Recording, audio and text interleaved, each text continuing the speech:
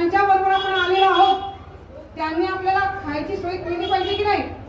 ज्या दिंडीमध्ये आपण आलेलो आहोत त्या दिंडीवाल्याने आपली सोय केली पाहिजे की नाही? आपण याच आशेने इथे येतो नाही का? परंतु गंमत अशी झाली की नाथ महाराज आतमध्ये असताना वरती एक वाणी येऊन त्या लोकांना धान्य देऊन जातो. झाले ज्ञानेश्वर वाणी आले सामुग्री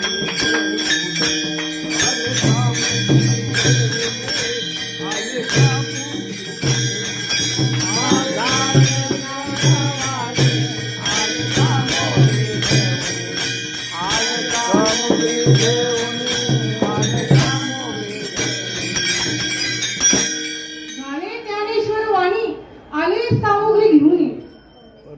प्रत्यक्ष वाण्याचं रूप घेऊन माऊली वरती आले त्या समाधीच्या आणि त्या वारकऱ्यांना अन्न दिलं आणि सांगितलं, बाबांनो तुम्ही हे अन्न शिजवा आणि खाऊन घ्या. आणि 3 दिवस झाल्यानंतर नाथ महाराज प्रत्यक्ष गावी नाथ महाराजांबरोबर माऊलीने संभाषण केलं. सांगितलं की जी ज्ञानेश्वरी आहे ती पुन्हा तुम्ही काय करा, शुद्ध करा. सांगितलं पुन्हा तुम्ही शुद्ध करा. ती आता काळाच्या ओघात ही जी लहरी आहे, माऊलींचा जो साक्षात्कार त्यांना मिळाला, प्रत्यक्ष माऊलीने त्यांना जी भेट दिली, त्या भेटीनंतर नाथ महाराज वरती आले आणि वर आल्यानंतर त्यांच्या डोळ्याला त्या धारा होत्या, परंतु त्या आपल्यासारख्या दुःखाच्या नव्हत्या. त्या कशाच्या होत्या? सुखाच्या होत्या, आनंदाच्या होत्या. आणि त्या आनंदाच्या भरात माऊली सांगतात, नाथ सर्व सुखाचे